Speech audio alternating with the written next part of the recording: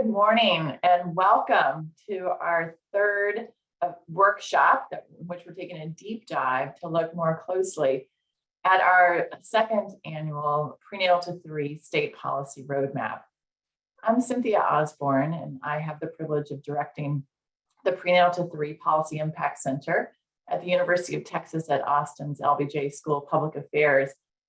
And we are so excited for the conversation that we're going to have today, where we can talk about how state policy choices can help to promote greater equity and opportunities and outcomes for infants and toddlers and their parents.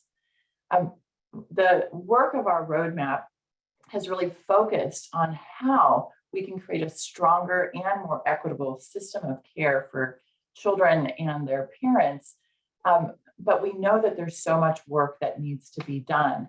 And today we're going to be listening to folks who are really the national experts on how states can work to create greater opportunities and outcomes for everyone based on their race, ethnicity, based on socioeconomic status, and so forth.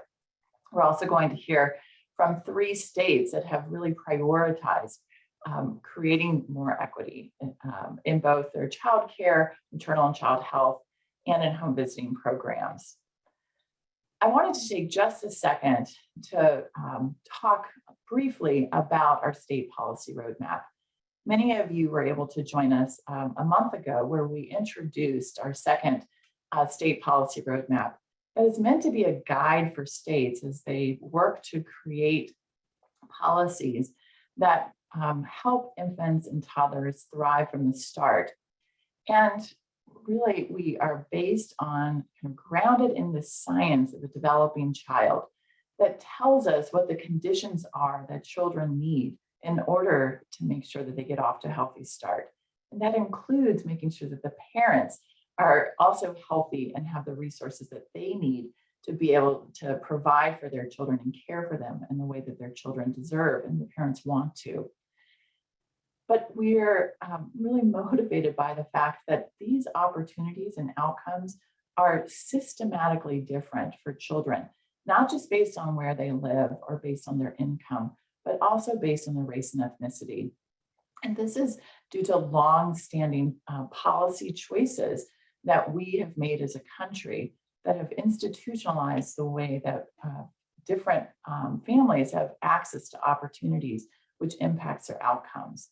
And so the reason that we really care about this work so much is that we want to identify policies that will help to reduce these disparities and create greater opportunities for everyone.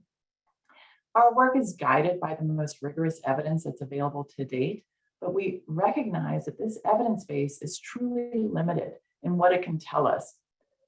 In some of this work, we haven't even looked to see if the impacts are the same by race, ethnicity. And in some, we've looked and we found that the policies are actually not closing gaps. They may be helping everyone, but they may not be closing gaps. In some instances, they may be exacerbating them. In our roadmap, we identified 5 effective policies and 6 effective strategies that we know do positively impact those conditions that children need in order to thrive. But and I invite you to look at our roadmap if you haven't, and there's more detail on each of those 5 effective policies and 6 strategies in there, where you can really understand what the evidence says to date about whether they can close gaps in opportunities and outcomes. But I wanted to just summarize for you briefly what the evidence says to date, so that you can also understand how we are really working to try to build this evidence base, and so that we can learn more about how states can change what they're doing and make sure that every child has the opportunities that they deserve. Our 5 effective policies are broad-based economic and family supports that ensure that families have access to the services that they need, that they have sufficient household resources, and that their families are born healthy, the children are born healthy to healthy parents. And when we look at Medicaid expansion, for instance, we see that the largest increases in terms of access to adequate prenatal care do occur among Hispanic mothers. and that in states that expanded Medicaid, there were larger reductions in infant mortality for Hispanic babies than for other babies. And there were larger reductions in maternal mortality for Black mothers. So there's promise that expanding Medicaid can help to reduce some of the disparities in outcomes. When we look at administrative burden policies, this is making sure that families have access to those policies and benefits that they're eligible for. We focus on SNAP, and there isn't research to say what the policies are that can really close these gaps, but we do know that administrative burden actually falls disproportionately on families of color. Paid family leave is a policy that really has promise of closing disparities in several different outcomes. So we've seen that in states that have introduced paid family leave, that the increase in leave taking is larger among Black and Hispanic mothers, that there hasn't been a change among white mothers, that we see that the rate of receiving postpartum care is increases by twice the rate for Black mothers than it does for white mothers, and that there are larger reductions in poverty among mothers who are less educated, who are single mothers with lower levels of income, and there are larger increases in breastfeeding among Black mothers. And so again, there's potential here in this policy that if we can implement it in such a way that it will actually meet the needs of the families who need it most, that it can reduce some of these disparities in outcomes and opportunities. And same with minimum wage, although it has not been studied or shown that it actually reduces disparities in many of the outcomes. We do know that the benefits do occur to folks with the lowest level of household resources. So it hasn't shown to reduce disparities by race and ethnicity, but it does by socioeconomic status. And our state earned income tax credit actually sees a much larger decrease in babies born low birth weight among Black babies as compared to white or Hispanic babies. But I did want to mention in our roadmap strategies that we have so much left to learn here. In this case, in many instances, the work really hasn't been done yet. We haven't studied whether there are differential impacts by race, ethnicity, or socioeconomic status for some of these really important programs and services for children, infants and toddlers and their parents. And in some instances, in some of our comprehensive screen and connection programs, we actually see that the benefits are larger for white families than they are for families of color. And we need to better understand why. Are we missing something? And are we not serving families of color in the same level that they need to? Are we not connecting them to the right level of resources? Is there a lack of cultural congruence or language?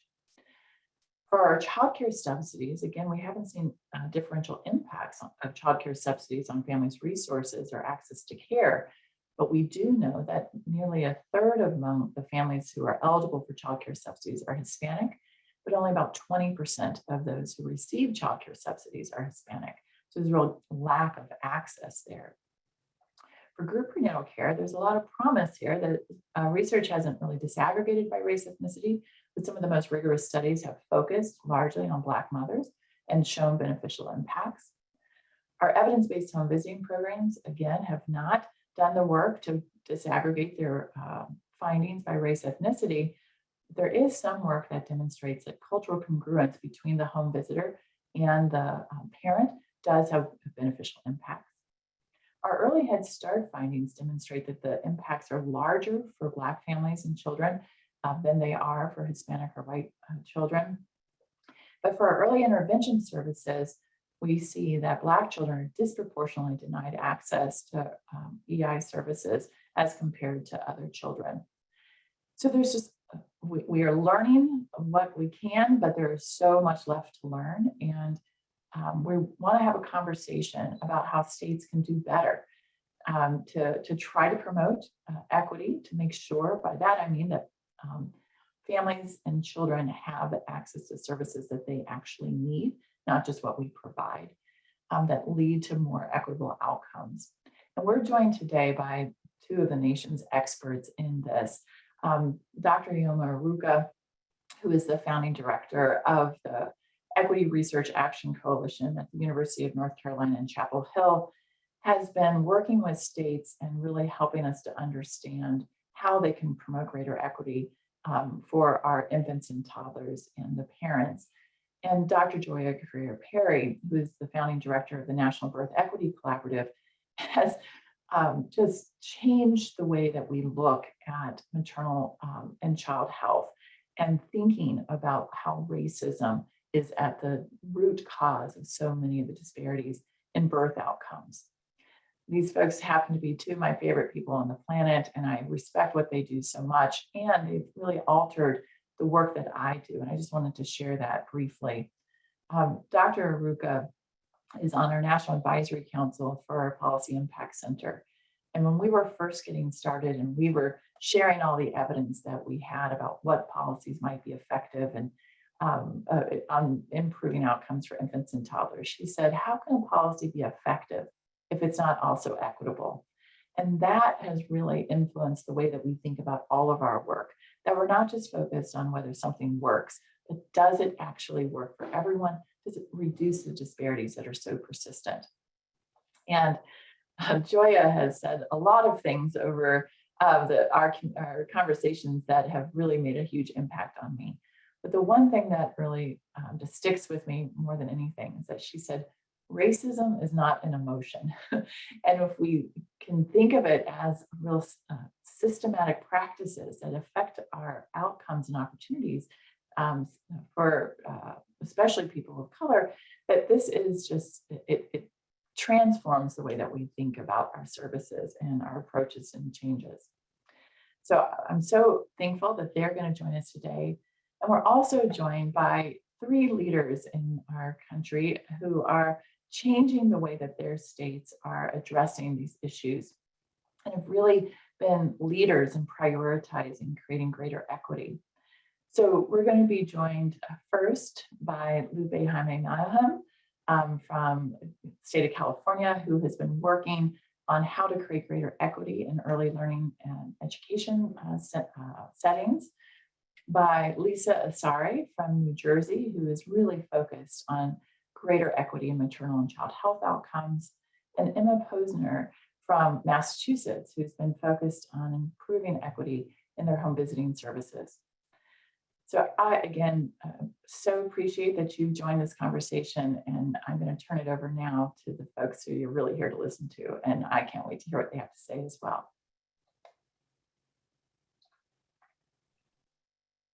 Well, that was a wonderful hello, Cynthia. I mean, thank you so much for creating this space and for just allowing us to share. And so I'll just share briefly just a little bit of work as we sort of begin this conversation with all of the esteemed panelists around how do we make sure to think about equity in our state policy work. So I'll just quickly share my screen again. For those who don't know me, my name is Ioma Iruka, and I am the founding director of the Equity Research Action Coalition.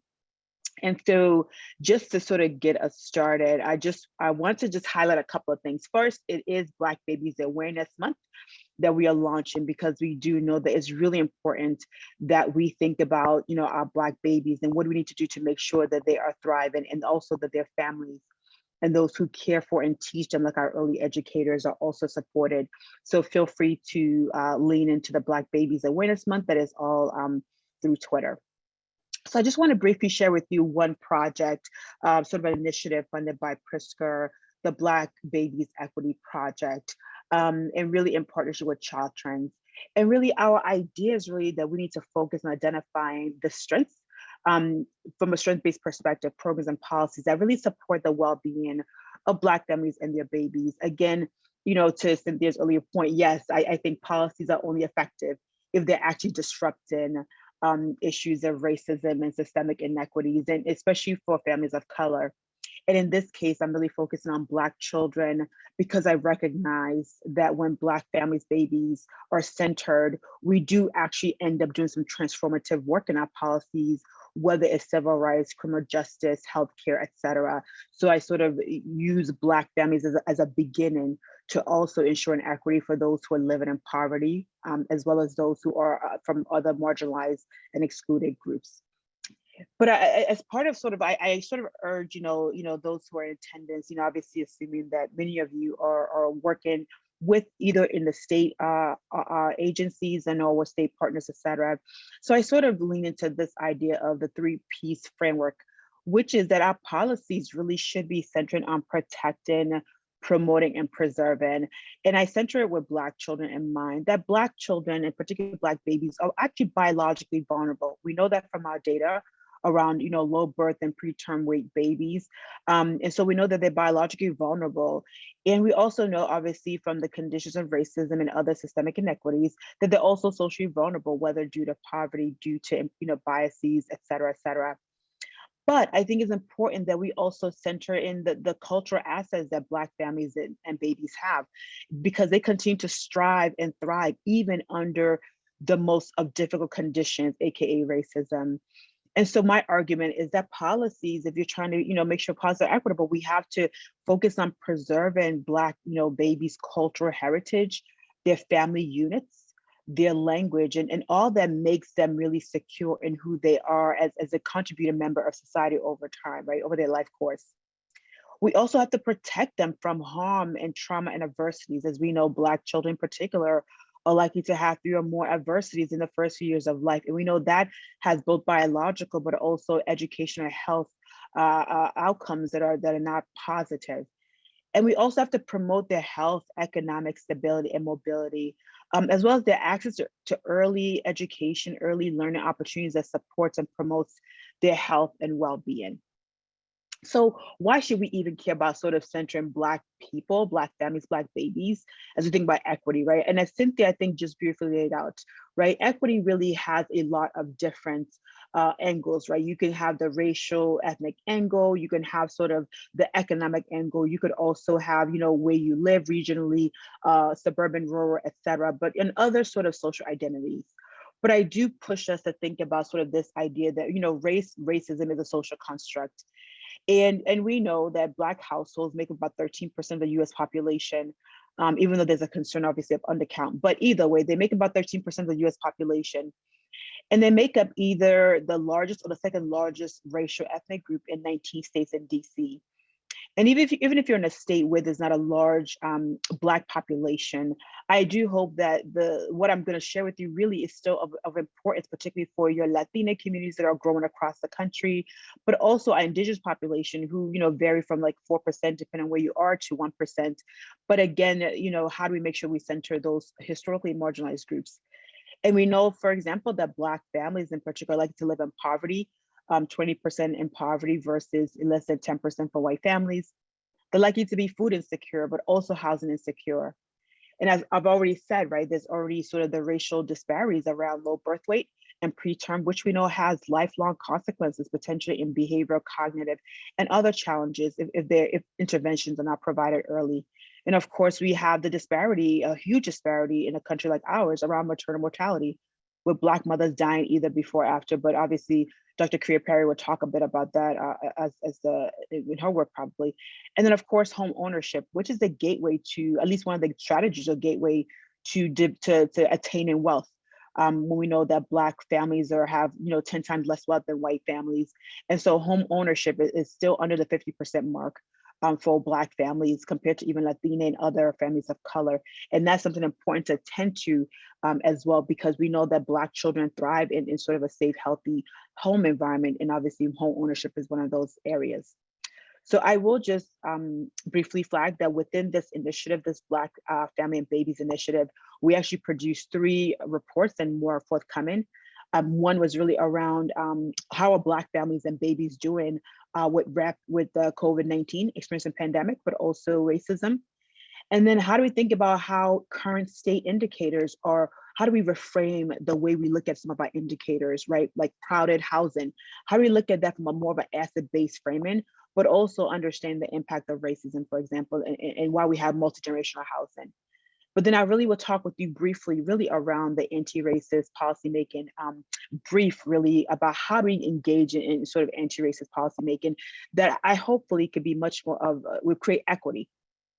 And really, I use the 3-piece framework that I've talked about already, with the hope that it will help public officials really focus on combating anti-Black racism in both policies and strategies and programs by helping them to really apply a racial equity lens. And so I just want to thank sort of Cynthia and the whole team, because we actually leaned in on the impact centers clearinghouse to really pull out some of the areas of focus in their policies. And so really we're trying to ask a question of, based on the review done by the Policy Impact Center, which policy approaches have the potential to arguably protect, promote, and preserve Black families and babies' well-being? And then beyond the work of the center, what additional policies and programs do we need to research? And obviously, Cynthia has mentioned a couple of them, to build a more complete picture of the levers available to states and officials to protect, promote, and preserve Black families and babies.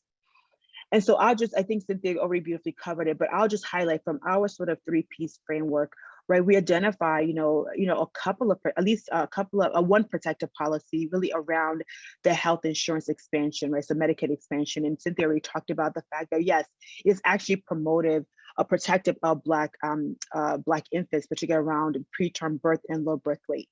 But of course, we're asking for more policies that really are focused on specifically around racism and discrimination, right? Are there civil rights protections and criminal justice? Again, it may be outside of the bounds of the impact center, but again, we need to think about how do we address issues of racism and discrimination, particularly for families with young babies, because we know that is a sensitive period of child development. So again, she mentioned attending to sort of their early intervention identification, because we do know Black children tend to get identified much later. But not only do they get identified later, but they also, when they get supports, they're not of the highest quality of level that they need to really meet their needs and the outcomes that we seek for them. And so we do have areas to really focus in on. And then under the promotive policies, we really recognize that a lot of the policies deemed effective actually fall into what we consider promotive, right? They're promoting really the health and well-being of children and families. They're also providing access to early education learning opportunities like early Head Start. But within this sort of set of policies that Cynthia and team, found, from the group prenatal care to paid family leave, we do find three sets of big policies that really seem to really be really impactful for Black families and babies. And that includes the state earned income taxes, which obviously decrease low birth weight for Black mothers, the state minimum wage, which reduced poverty for Black people, particularly compared to white people, and then paid family leave, which leads to both initiation and duration of Black mothers' breastfeeding practices, and also supports mothers' postpartum mental health.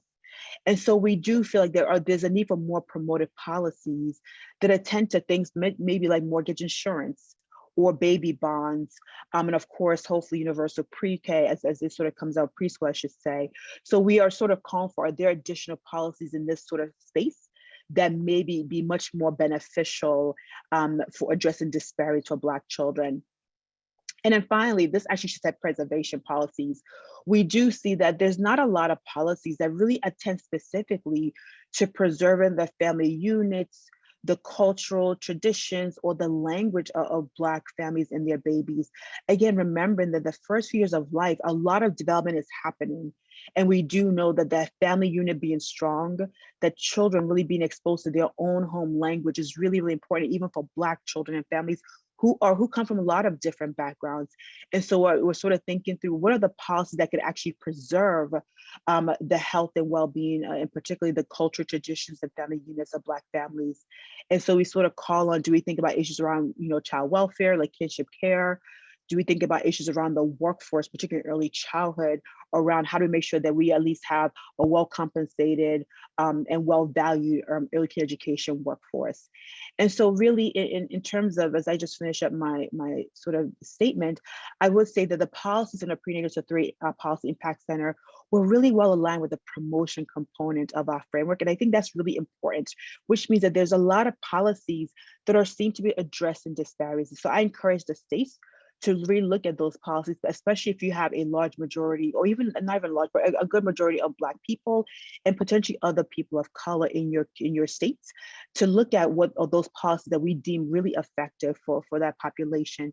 But we also recognize the need for more research, as well as additional policy and program refinement that begins to really address and dismantle systemic racism and discrimination and biases, particularly both in the policies, but also how those policies are implemented, including the strategies, because we know the policies can be well written, But if they're not implemented in a way that really addresses issues of biases or caseworker decision-making, it could have detrimental impact on Black families, but also other families of color. And so I also recommend that you examine the 10 policies in the Black Child National Agenda, which includes things like the child tax credit. Some of them Cynthia and team have already reviewed. I'm looking at racial disparities in wages.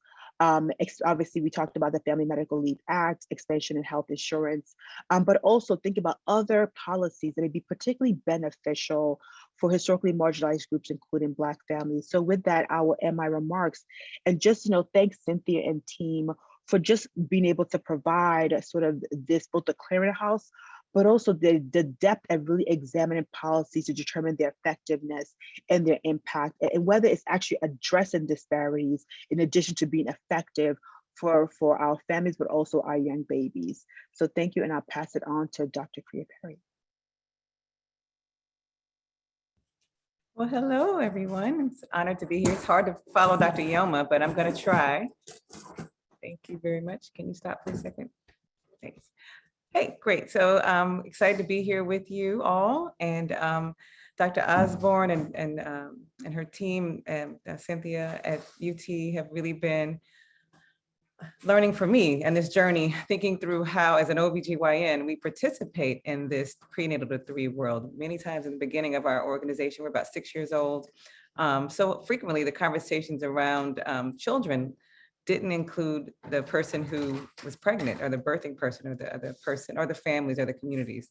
And so really when we think about reproductive justice and we think about the prenatal to 3 arena, it's important for us to think about how when we center justice and birth equity at the state level, that means not only focusing on the individual baby or the child, but also everybody around the child as well. And how do we ensure that we're not throwing any part away? That means mama, family, partner, community, that we really expand it to all. So next slide, please.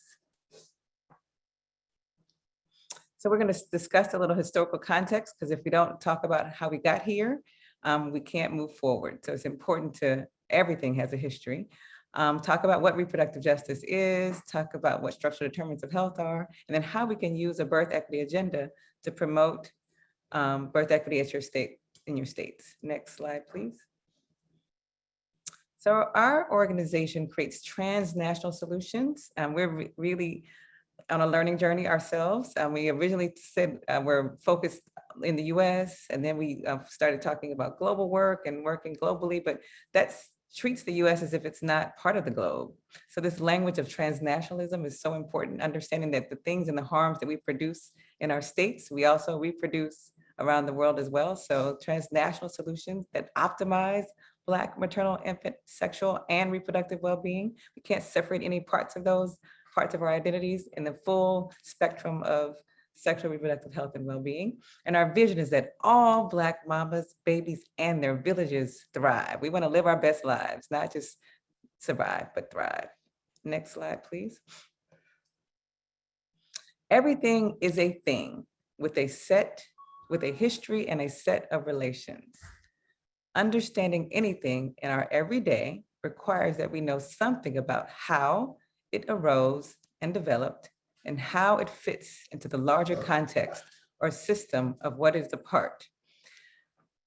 It is important to note that when we speak of systems like state governments, like state health departments, like small nonprofits that are doing home visitings, systems and institutions, we are still talking about people. Right? It's not a separate concept. They're individuals and people who collectively organize in a way that is based upon a particular set of rules and relations.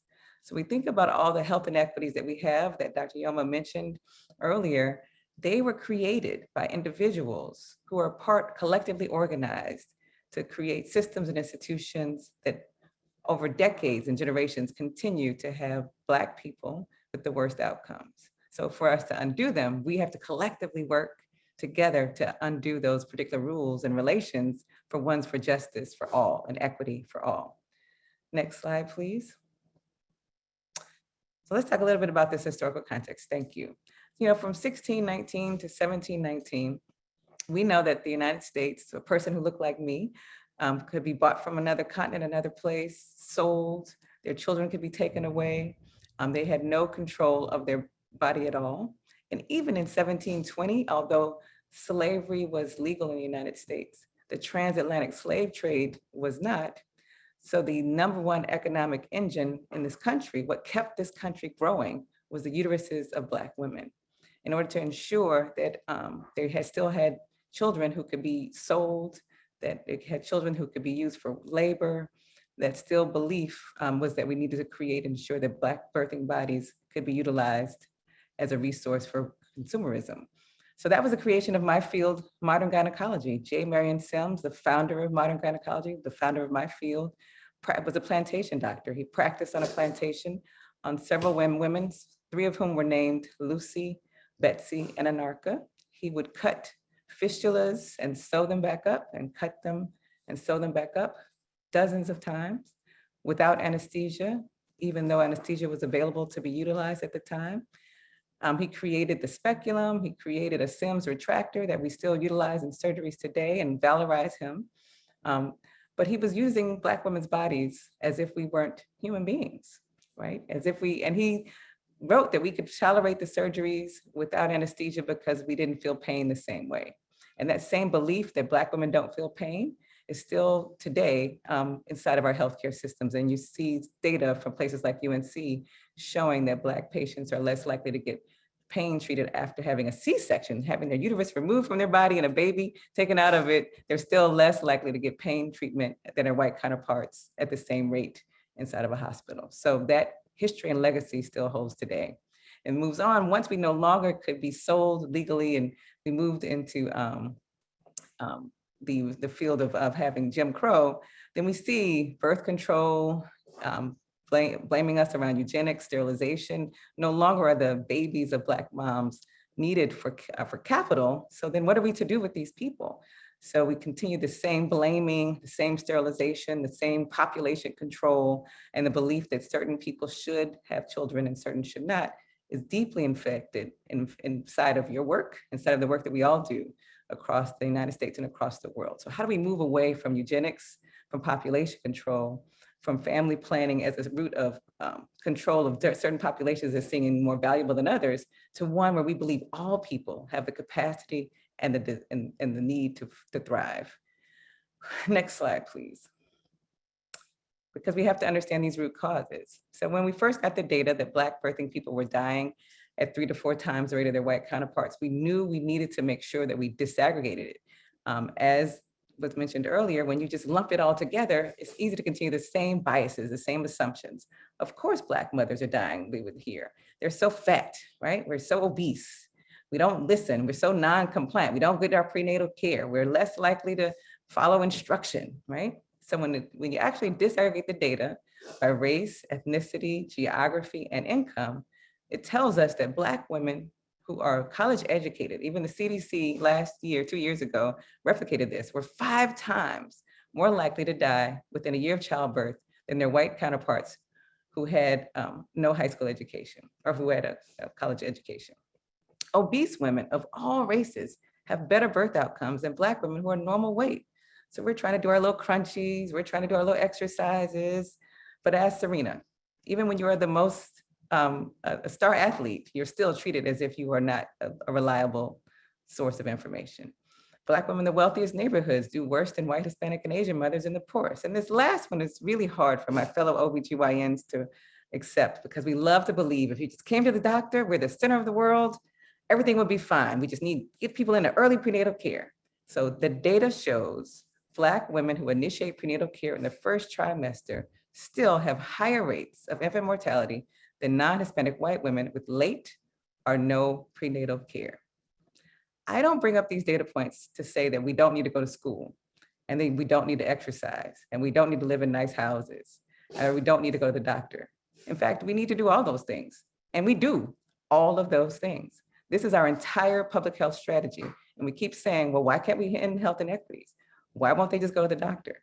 So if you believe that you really want to end health inequities, this can't be our entire strategy, because these things, when we do them, we still die. So in order to end the health inequities, we have to end the racism, the harm, the devaluation, the belief and the policies that are killing us, despite our going to school, getting a good job, and exercising and living it and going to the doctor. Next slide, please. So that means we have to know the difference between frameworks and indicators.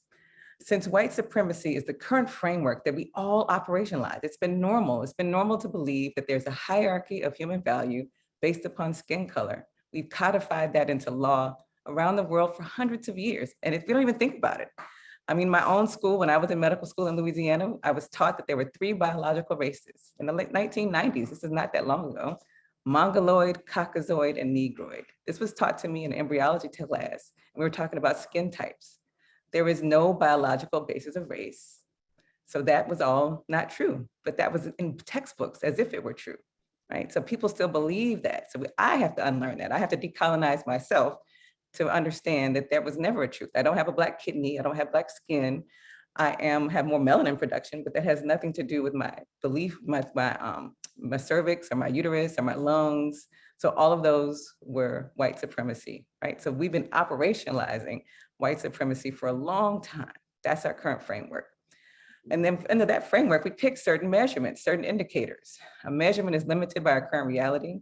It's a product of our past understanding of public health and science, and systems are more apt to adhere to specific indicators than to even think of something new, right? Well, how amazing would it be if we didn't continue with this belief in a hierarchy of human value based upon skin color, gender, religion, geography, if we believed all people are valuable just because they exist. A framework can be a vision. It allows us to expand our current understanding of reality. It allows us to explore new indicators, new measures of success. What's the success look like for the Black children, as Dr. Yoma mentioned? What would success, what's an indicator of success? It allows us to think of new traditional data applications, and we have to, especially considering that the United States has the worst health outcomes in an industrialized world. We must question the construction of our health system. Birth equity is an opportunity for us to have a framework where we can pick new indicators. Indicators not around planning or population control, but indicators of well-being, indicators of justice for all. Next slide, please.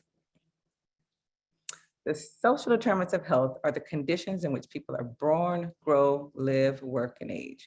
Most people can quote that. It's like the preamble to the Constitution or the Negro National Anthem. Most of us know the first phrase, the first sentence, the first paragraph. But that second sentence, that's where the money resides, and that's not something we all have been talking about. These circumstances are shaped by the distribution of money, power, and resources at the global, national, and local levels. That's where we are now. That's where we have to move this conversation about prenatal-to-3 policy, undoing the harm of the shaping of the distribution of money, power, and resources across your states. That's how we're going to undo the harm of the social determinants of health inequities, not navel gazing and discounting them, but actually undoing the harm of the sorting based upon devaluation. Next slide, please.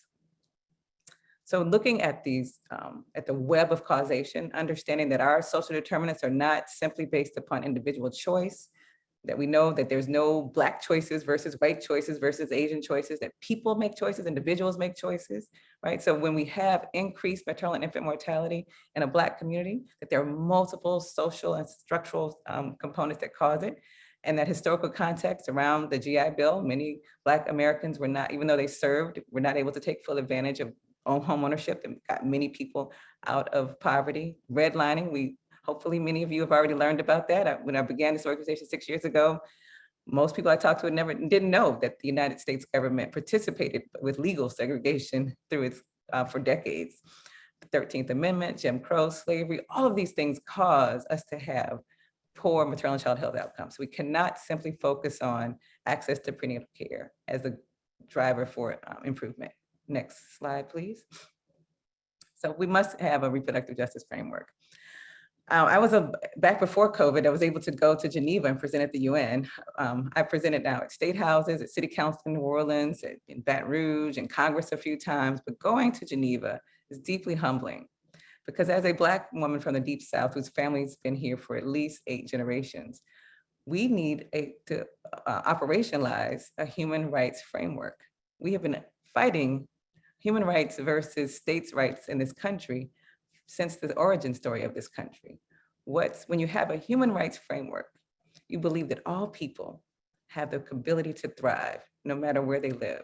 So the countries that have a human rights framework, every other high income country, they do things like free childcare, free paid leave, the things that Dr. Osborne and Dr. Cynthia was just mentioning that we all should have to have better outcomes.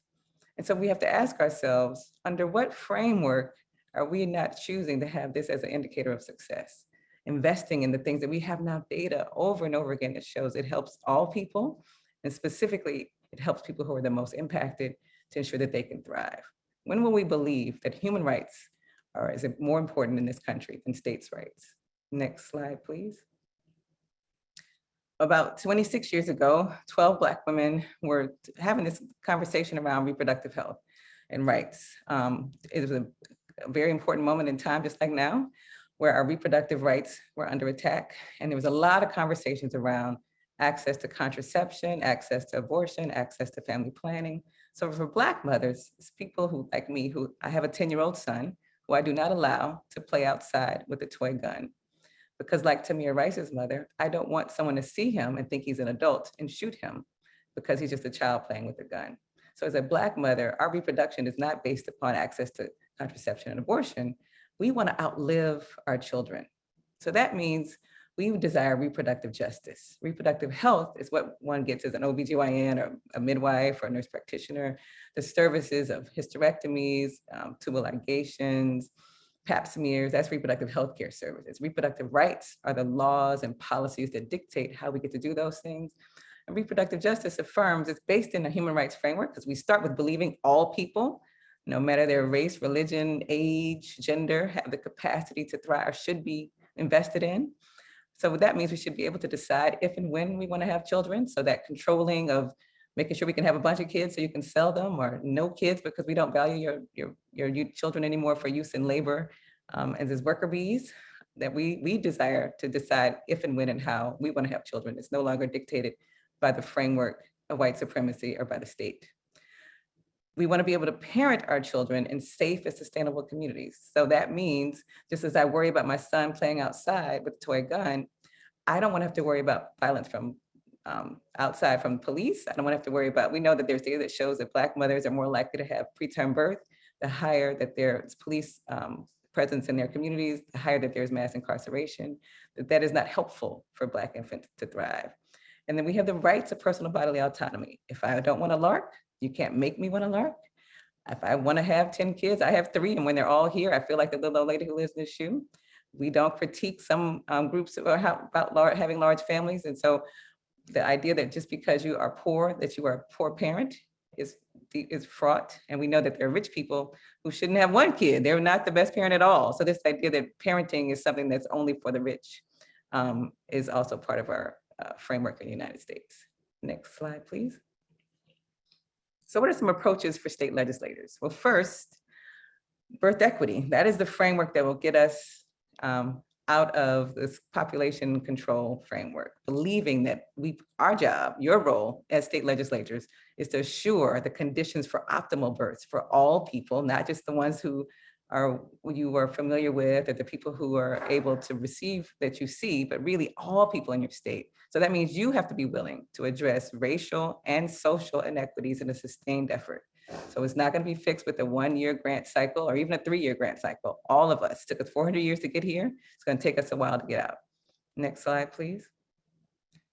We created a birth equity agenda, but even before we knew who would be the candidate for president, much less who is the president. And the highest level of government operationalized eugenics, operationalized population control. So that means from the highest level of government, we want reproductive health and autonomy promoted. Our president is the first one that I've seen that's articulating that he understands health as a right. He has recognized that it's a right. So now our opportunity is to, how do we operationalize that in the United States? How do we ensure that every human being who is here is healthy and has the capacity for well-being? And that no maternal death goes unnoticed. We went years without even counting maternal deaths from 2007 to 2019. The CDC released a report 2 years ago. And that the government involvement in reproductive health may not intrude on reproductive freedom, agency, or autonomy, because we are all fully human beings. Next slide, please. And so the understanding the difference between policy, utilizing this birth equity agenda to advance birth equity at the state level includes creating this office, expanding access to healthcare, ensuring that MMRCs are interdisciplinary and include actual mothers, voices of the mothers who are impacted. But in addition to this policy, you have to change the culture. You have to address racism with and beyond the healthcare system, shifting your language to structural determinants of health, not thinking simply about the end, but how do we undo the harm of racism, classism, and gender oppression, and meaningfully engage community in policy and practice changes. Don't continue to give community things that you dream up. Really listen to them first so that they can decide what they want, what's best for them. Next slide, please.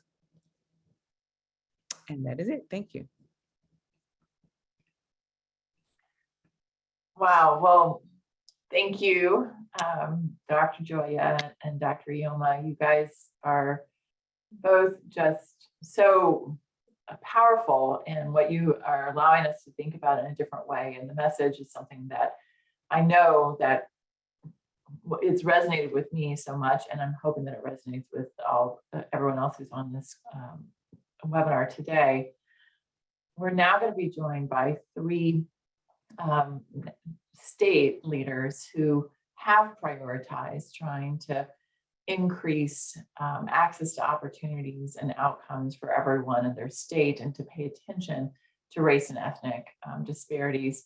And so please join me now as we listen to our three different states, California, New Jersey, and Massachusetts. And again, thank you, Dr. Perry and Dr. Aruka, for sharing with us, and they'll have time for questions after these three wonderful folks share with us. So Lupe, we'd love to hear from you. Perfect. And buenos dias from California. Dr. Lupe Jaime Milam, and I'm the Deputy Director for the Child Care and Development Division here at the California Department of Social Services. And I have the pleasure of being able to join you this morning. Let's go to the next slide.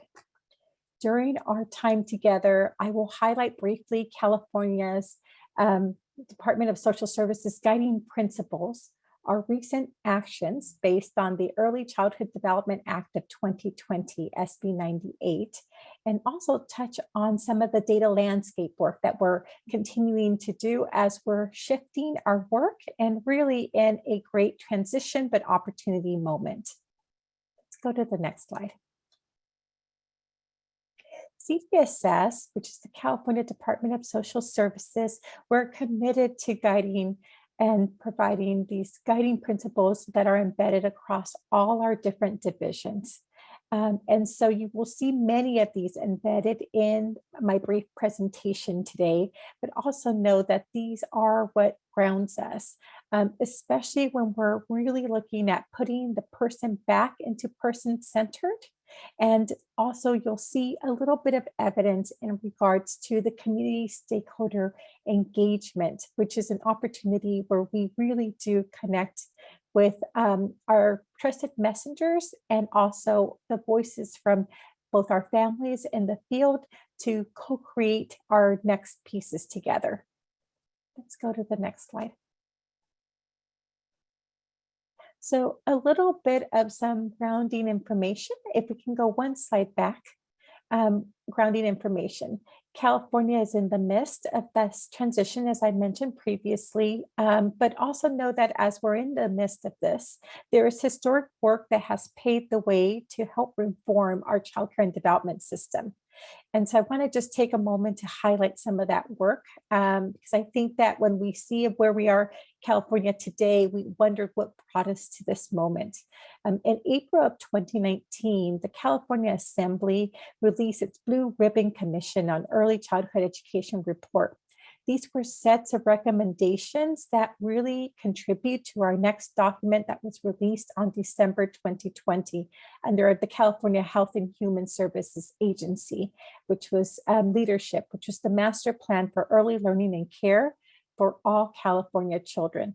These two efforts were achieved through extensive stakeholder feedback across the state, and also actively advisory tables that included many of the individuals, both families as well as our provider community, as well as our advocates that continue to lift up this work for us.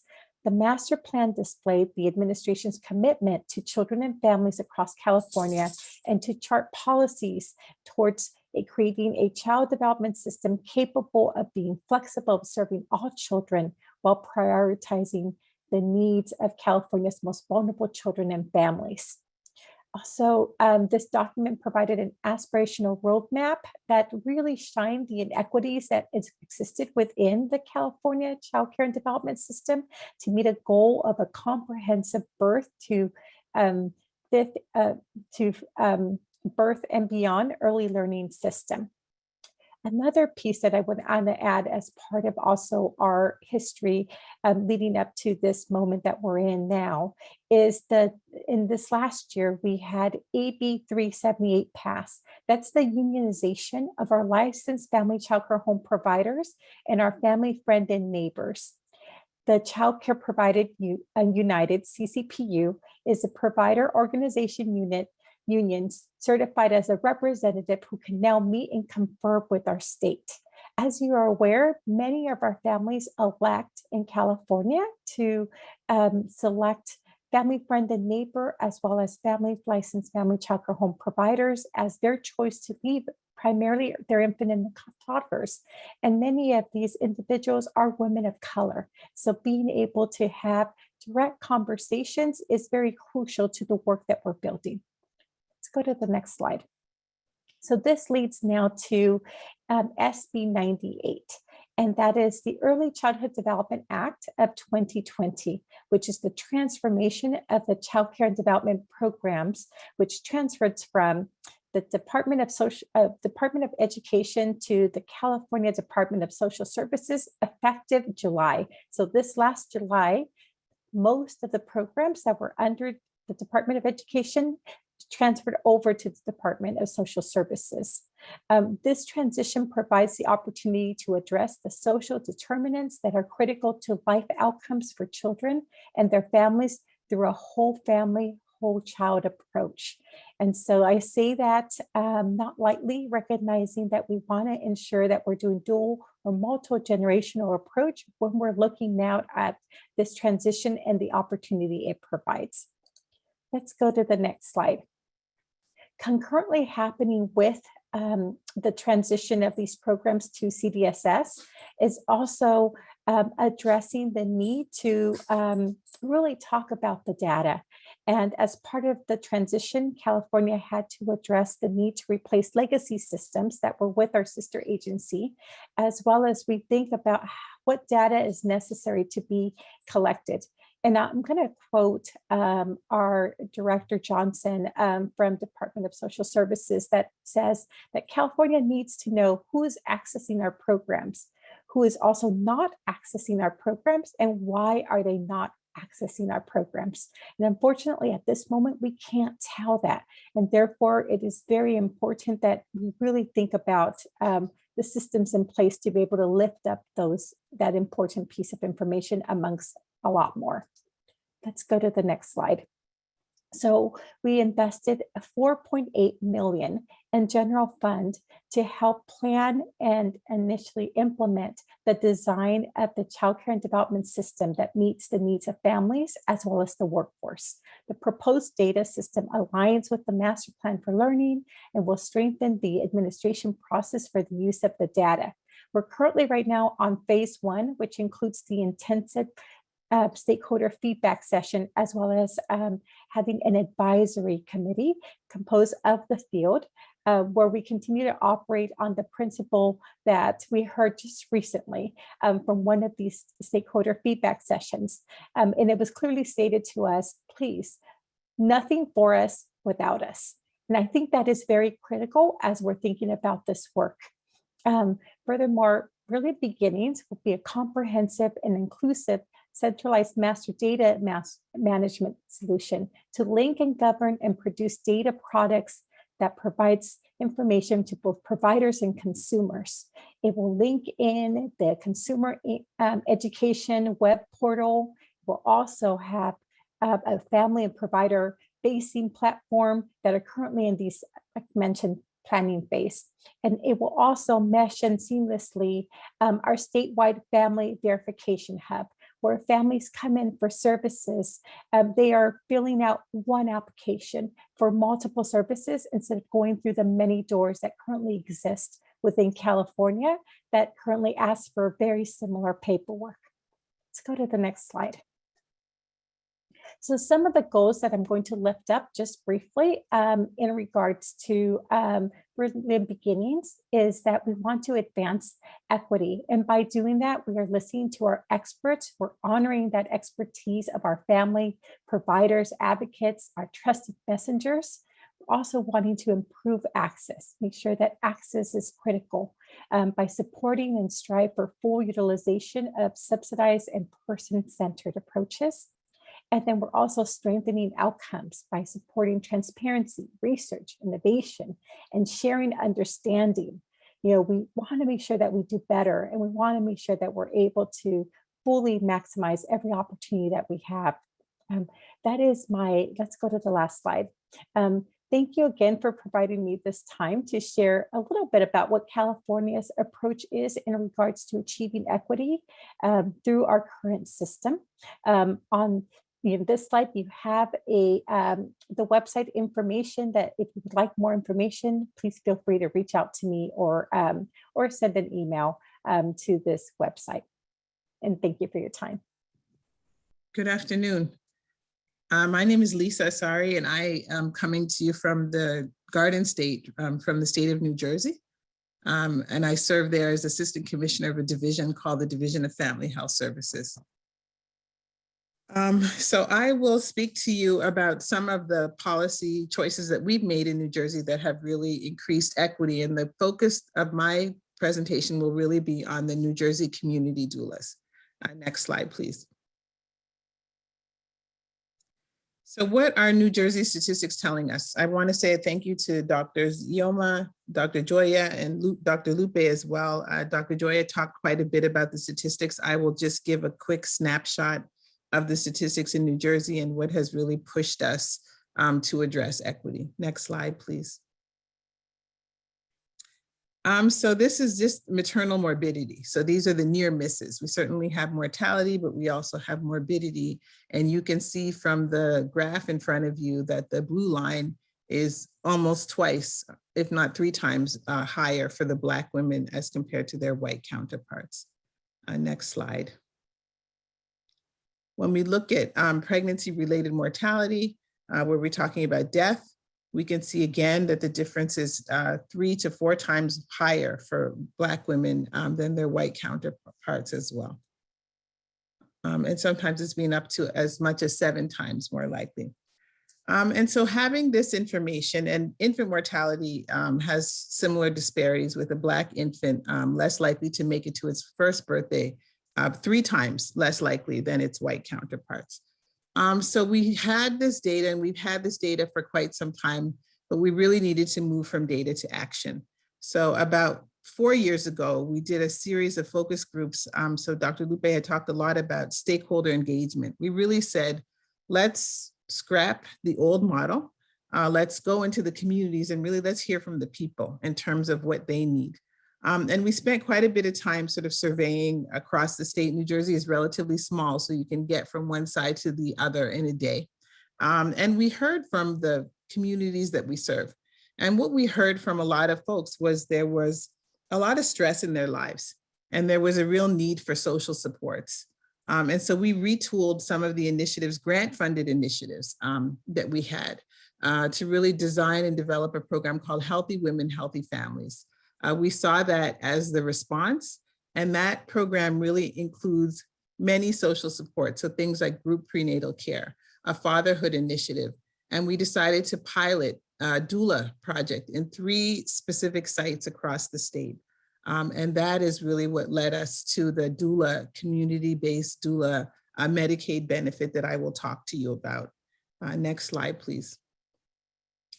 So what did we hear? We heard people were pretty stressed out. Moms were pretty stressed out, but when we even looked at PRAM's data, we could see the stresses were different by race and ethnicity.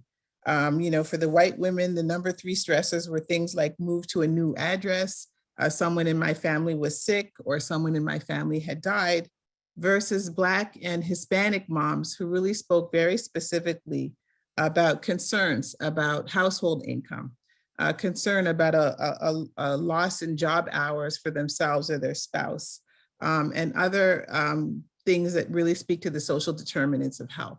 So as Dr. Joya eloquently said, it's really much more than access to prenatal care. It was really about survival. It was about respectful care. It was about having all of those other needs met. And so out of that knowledge, we decided to, again, create this program that really was founded on social supports. And so one of the things we said we were going to really test out with grant funding was these community-based doulas.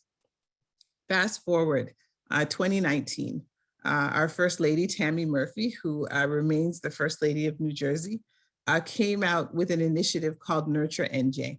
And she decided to make her signature platform really about maternal mortality and infant mortality. So really focused on maternal and child health, but specifically focused on the disparities that exist, specifically calling out structural racism, specifically calling out institutional racism. And we've worked with her to develop a plan that we call the Nurture NJ Strategic Plan. And the goal is really to make New Jersey the safest place in the nation to deliver a baby and to raise a child. And that is not for some folks, but for all folks. And so we really felt that the Community Doula Initiative was a mechanism and a lever to get there. But at the time, this was really very grant funded. So we had some support from Title V, we had some philanthropic support, and we sort of put together different pots of money to come up with this doula pilot project. Next slide, please. So why community doulas? I mean, the goal was really to, as Dr. Luper said, speak to people from the community and allow them to be the pilots or the stewards towards their own solutions. And so we really looked at this as an opportunity to not only engage community women, to be drivers and to be trained to help assist in their own communities, but also to create a workforce that we hope could be sustainable with Medicaid support. We had seen that other states had done. And so we said, let's try this as well. And out of the pilots, we saw some very promising results. And out of the pilots, we attracted additional attention, and we were able to get the doula benefit in New Jersey to be a sustainable Medicaid supported benefit. And so we felt that doulas were from the communities that they served.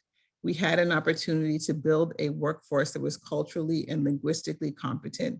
And we also had the opportunity to address other issues like trauma-informed care, to really partner doulas with community health workers that indeed address many of the other social determinants of health, like SNAP benefits, WIC benefits, job opportunities, educational opportunities, childcare, and so on and so forth.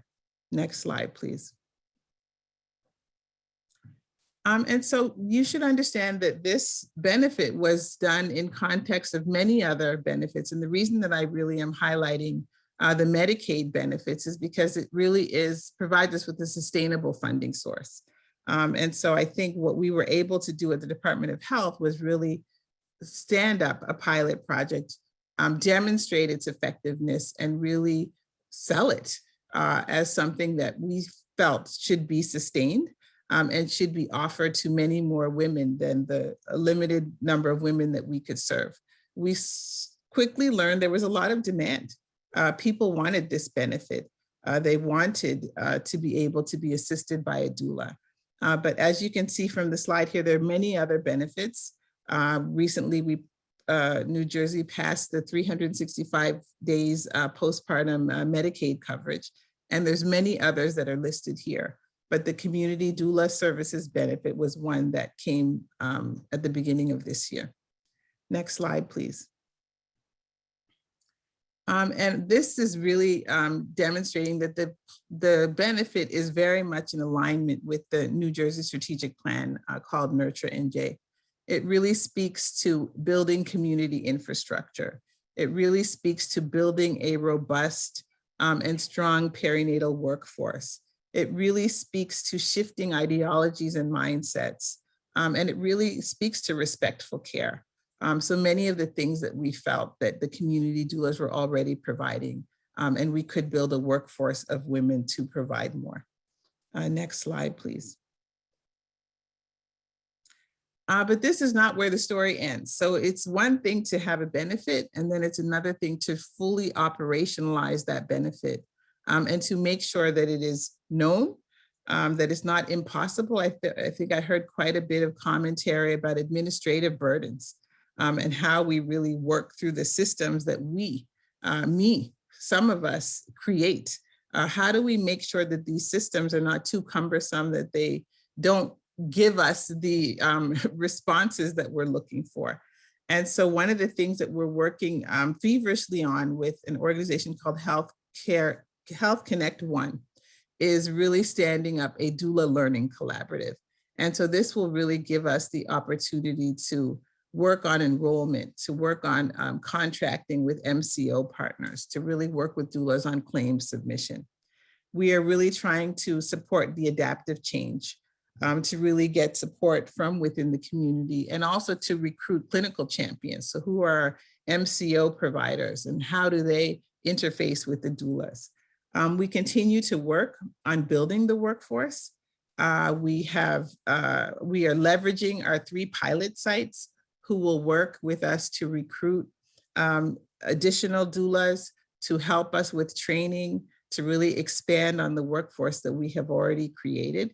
And it's really not designed to be in a silo. It really is designed to be integrated with the Medicaid benefits and many of the other parallel initiatives within the strategic plan.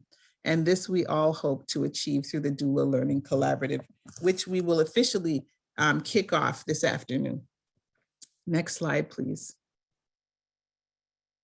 And so I thought it was important to talk about the policy, but to talk very briefly about the goals of the Doula Learning Collaborative. This is really designed to be a place for workforce development. So we can talk about supervision, support, mentoring, and sustainability. And then also a place where we would have a governing board for doulas as well, a local community governing board. Next slide, please. Some of the objectives are things that I have just talked about: establishing an advisory board, mentoring, training, helping with billing, helping with doula awareness, outreach and recruitment, and certainly sustainability as well. Next slide, please. And the benefits. I think one of the things that I will just end on is saying that when we developed this benefit, we didn't do it by ourselves. We did it with community-based doulas at the table. They really told us how they worked. They really told us what worked well for them and what did not work well for them. And so we hope that through this Doula Learning Collaborative, they will continue to have a space to share their concerns as to how this program is running and what we could do to improve upon it. So these are some of the benefits of the Doula Learning Collaborative listed there. Next slide, please. And I think this wraps up my presentation. Thank you.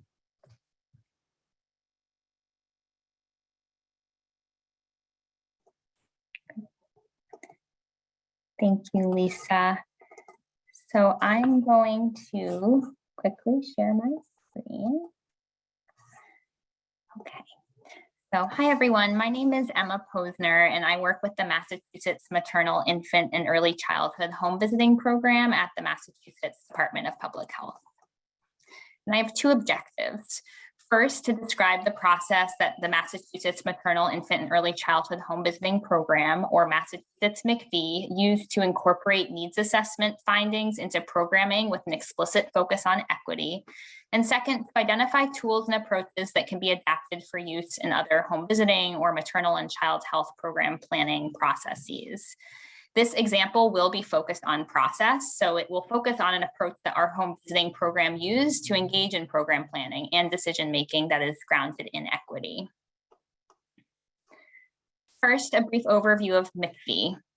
Federal Maternal, Infant, and Early Childhood Home Visiting Program was originally funded as part of the Affordable Care Act in 2010. The goals of MCV are to strengthen and improve programming delivered through the Maternal and Child Health Block Grant, or Title V, to improve coordination in early childhood systems of care, and to expand evidence-based home visiting services in priority communities. By evidence-based home visiting, we refer to voluntary in-home family support services for families with young children that follow evidence-based home visiting models. In Massachusetts, the MCV program is administered through the Department of Public Health, which funds home visiting services in 18 communities across the state. As part of the MCV legislation, all grantees are required to complete a comprehensive statewide needs assessment at least once every 10 years. The 2020 Massachusetts MCV needs assessment was completed just as the Department of Public Health was planning for a competitive request for response, or RFR. The RFR refers to a competitive application process by which local agencies apply to the Department of Public Health for MCV funding to implement home visiting services in their communities. The timing of the needs assessment, which was completed just before we began planning for the RFR, presented a unique opportunity to integrate research into practice. So to do this, we convened an interdisciplinary program planning team, which consisted of program and epidemiology staff from MCV and Title V at the Department of Public Health, researchers from Tufts University who completed the needs assessment, and community evaluators who identify as members of MCV and Title V focus populations or have experience working with these groups. Tufts recruited these community evaluators to conduct family focus groups for the MCV and Title V needs assessments. And then the Department of Public Health contracted with a subset of them as program planning consultants. This team worked together to develop and implement a program planning process that was grounded in racial equity, stakeholder engagement, and research practice partnership. Our program planning process included 3 key steps. First, we reviewed findings and recommendations from the needs assessment. We then brainstormed strategies that translated these recommendations into practice. And I'll refer a bit to strategies today. And by strategies, I mean kind of actionable program policies and practices. And lastly, we prioritize these strategies with a focus on maximizing our impact with limited resources. And I'll share a bit more about this prioritization step in a minute. Through all steps, we work to engage a range of stakeholders such as current home visiting programs, other family support providers, and our advisory committee. And throughout the process, we work to integrate a focus on addressing racial and other inequities, which I will describe on the next slide. This process led to a competitive RFR, which I will focus a bit on today. It informed ongoing implementation and it shaped our program policies and procedures. Equity was a focus throughout the process, and here we show ways that we work to integrate this focus at each step. Some specific examples include community evaluator projects. As I briefly mentioned, we contracted with a subset of community evaluators who had conducted family focus groups for the MCV and Title V needs assessments, who worked with us as program planning consultants. Community evaluators focused on providing recommendations on how the needs assessment findings could shape programming. So for one project, community evaluators selected inequities identified in the quantitative component of the needs assessments. They work to reflect on the root cause of these inequities based on their own lived experiences and relationships in their communities. And they presented recommendations for how the Department of Public Health and Massachusetts MCV can address these inequities over the next 5 years. Also, as part of the prioritization step that I'll describe in a minute, community evaluators provided recommendations on how strategies could be adapted to achieve higher impact or to more explicitly focus on equity.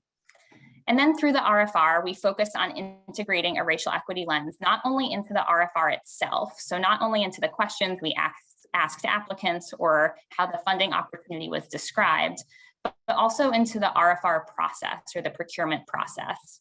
We focused on accessibility to applicants, explicitly applicants who are new to state or federal contracts, recognizing that many agencies do not have the resources to hire grant writers, and that we perpetuate inequities when opportunities are less accessible to agencies with fewer resources. We worked to recruit application reviewers who were diverse racially and ethnically and included community partners and family representatives on review teams. And we trained reviewers with an equity lens, for example, by reviewing based on the substance of the proposal and not based on the perceived quality or style of writing. It's outside of the scope of this presentation to discuss in detail how we're bringing an equity lens into our ongoing implementation and our program policies and practices, but it is an explicit and intentional part of our ongoing program planning. So I will describe briefly kind of how we work to prioritize the strategies that we were thinking about including in our RFR. Recognizing our limited resources, we worked to prioritize actionable program policies and practices using impact and feasibility criteria that we defined to reflect program priorities. We systematically rated each strategy, so each program policy or procedure or practice, against impact and feasibility criteria. And we did this in small groups comprised of the Department of Public Health staff working on this project and the community evaluators who I described previously. To allow for nuance not captured by impact and feasibility ratings, we also worked to account for stakeholder perspectives on the benefits and drawbacks of the different strategies we were exploring. We mapped each strategy visually onto a matrix that included both their ratings, such as whether a strategy was high impact and low feasibility, and that also included stakeholder perspectives, such as community evaluator recommendations on strategies that they thought would resonate within their communities. We identified the impact and feasibility criteria with a focus on equity and to reflect what we thought was important to our program and our values. Impact criteria accounted for equity, service gaps, collaborations, and the workforce. For feasibility, we worked to account for what is within our scope and role and whether there are or could be resources to implement the strategy at the state or local level. Here we show the detailed definition of each impact and feasibility criteria and their components. It's a bit hard to read, but you can see on the left the impact criteria and the ways we work to account for equity in the definitions. We identified a standalone criterion focused on racial equity. And so, for example, the first impact criteria says improves equity, and components include whether the strategy centers groups facing systemic oppression and whether it accounts for the historical and structural context and places the responsibility on systems and policies rather than individuals or providers. We also work to integrate a focus on equity into the other criteria. For example, looking at whether the strategy would address service gaps. When we were looking at service gaps, we specifically looked at whether the strategy would equitably reach eligible populations not currently being reached. Or when thinking about whether the strategy facilitates collaborations, we looked at whether the strategy could facilitate cross-sector collaborations that promote equity and address the systems barriers affecting families. The most immediate outcome of this process was our RFR released in January. In the RFR, we outlined the following areas of new or enhanced emphasis that were a direct result of this planning process.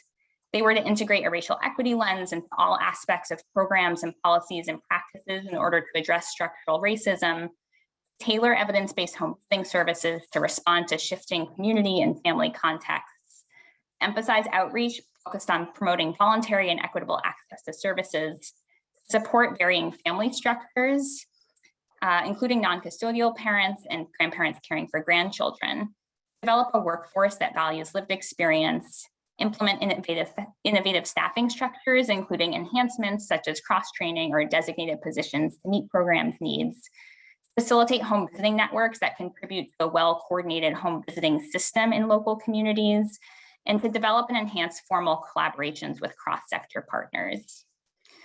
Brief lessons learned. We tried not to be constrained by feasibility in the early stages of planning, so we found it important to make sure that we weren't eliminating strategies too early due to feasibility concerns. There were often ways to scale back approaches to account for feasibility. It was important to us to build in funding and time, and this included both timelines and staff time to support meaningful avenues for stakeholder engagement. It was important to allow for an iterative process, so to really listen to the stakeholder engagement sessions that we held, but also to keep moving forward. And we found it difficult to make decisions when strategies weren't clearly defined. and when we had unanswered questions. So in the future, we build in a step to more clearly operationalize strategies or refine them to ensure we had the information we needed to prioritize. And lastly, meaningful change can be made without additional funding. So change not only comes from restructuring funding or funding new innovations, but also thinking about how we do our work. For example, working to be explicit about accounting for racial equity in all decisions by asking questions such as who would benefit and who would this policy harm, and what would be the unintended consequences and how might we mitigate them. Thank you very much. Well, thank you so much to our state guests. And we're going to have all of them come on now and have a discussion among themselves. And I encourage you all to add your questions into the Q&A box as well. So thank you all of our guests. And I'd love to hear your discussion that you're going to have now too. Thanks so much. Want me to start talking? Okay. Go ahead, Dr. J.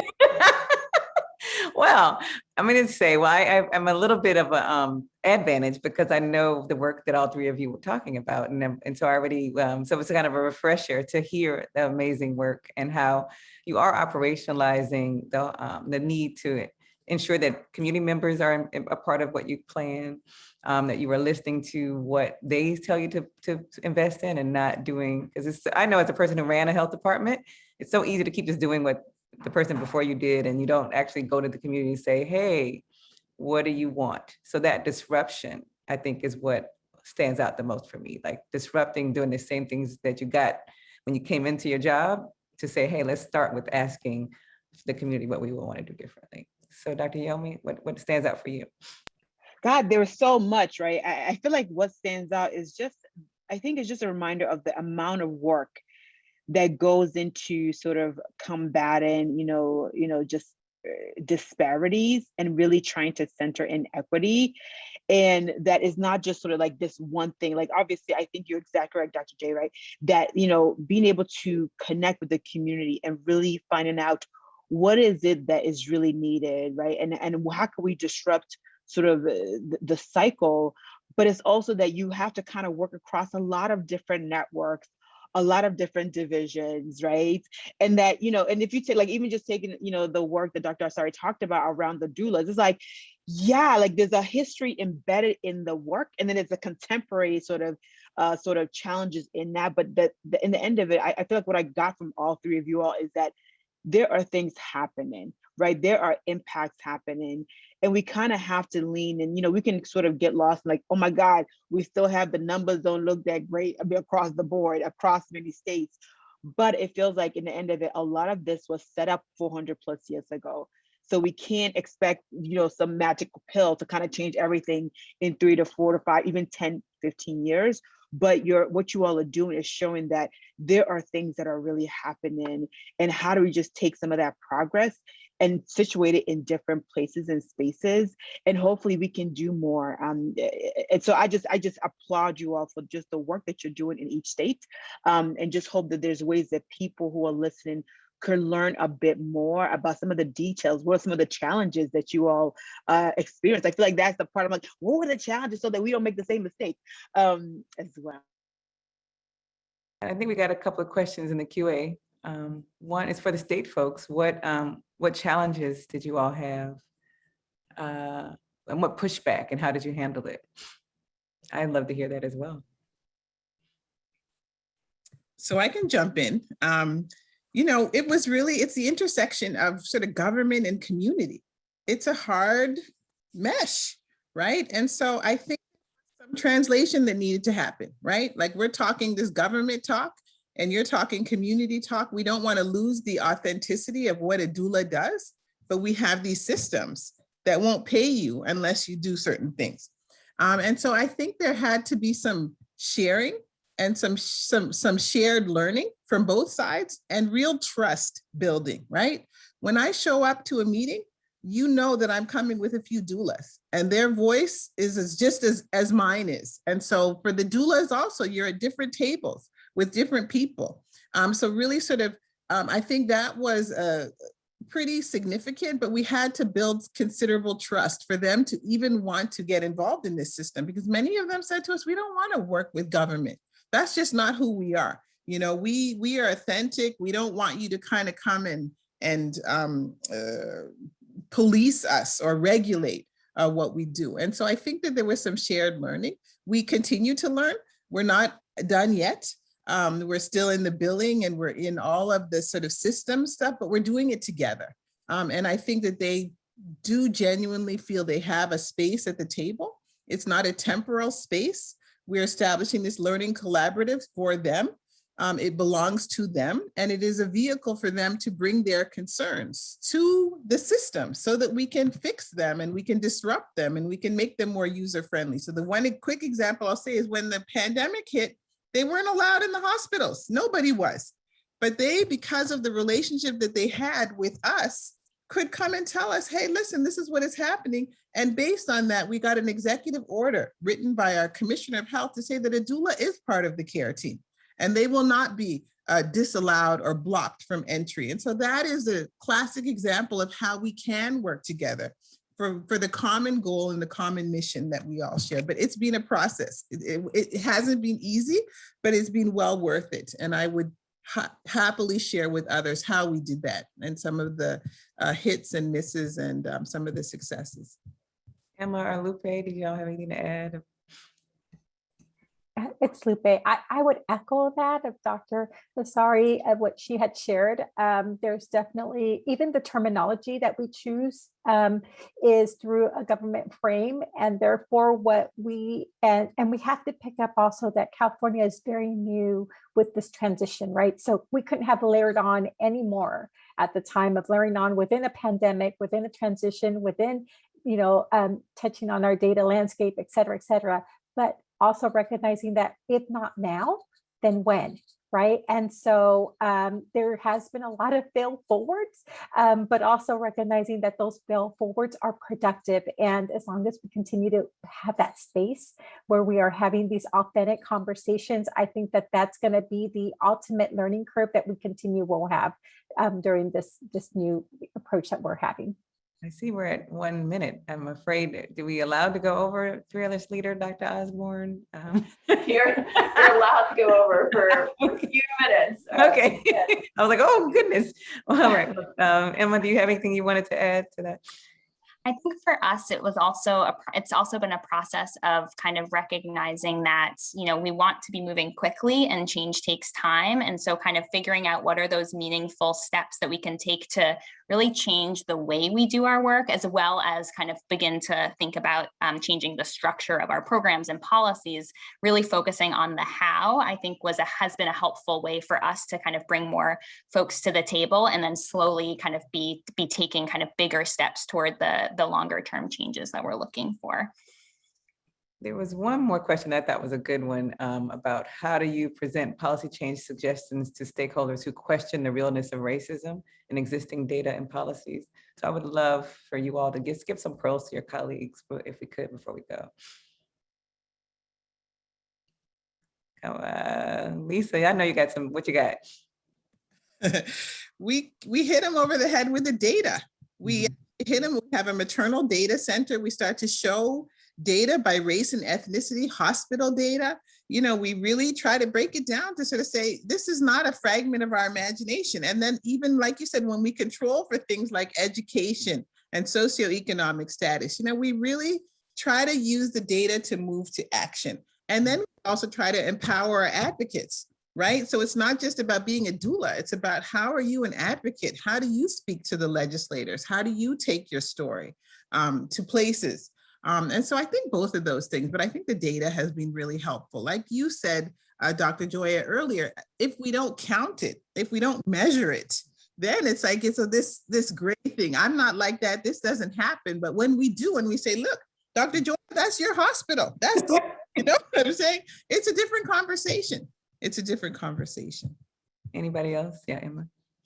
I think one piece to add to that is with data, we work to make sure that we're always contextualizing the data on the screen. So whenever we're showing a chart or a graph or any sort of data, we're really including kind of a structural analysis written onto that chart so that folks aren't kind of leaving the conversation with their own interpretations of why those inequities may or exist, that we're really bringing that structural lens and kind of always pairing the data with that analysis.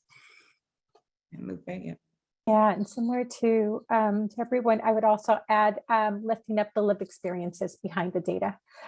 We definitely are able to share, and like I said, California is in the early start in regards to data, but we can't not just listen to just the quantitative data, but really lift up that lived experience behind the work that we're doing to continue to have that at the table present at all times.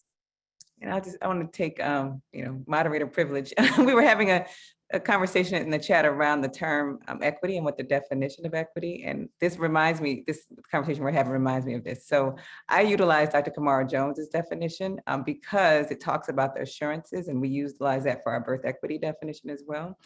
And so you need to be sure that when you are creating the assurances, and the word fairness, there's a definition that Robert Wood Johnson and others uses, and people get tripped up on the language around fairness. And if fairness can mean a lot of different things to people, what's fair to you might not be fair to me, right? So that as we're going on this journey, and one of my mentors, Dr. Paula Braveman, recently released a report. She's part of creating that definition, where they looked at infant mortality and they control for everything. And her statement was she was so surprised that after controlling for everything, racism was the only driver for the Black infant mortality crisis. So just know that we are not surprised that racism created race. And so racism is going to be the driver for health inequity. So in order for us to have joy for all, we're going to have to undo the devaluation of people based upon skin color, gender, geography, and everything else. So that's it.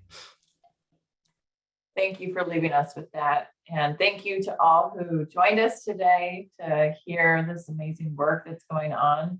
And we have so much more to do, but I am so glad that we're getting started. And we are looking to you guys to help lead the way, but we all have a responsibility in doing this, and look forward to working with you all. Thank you so much.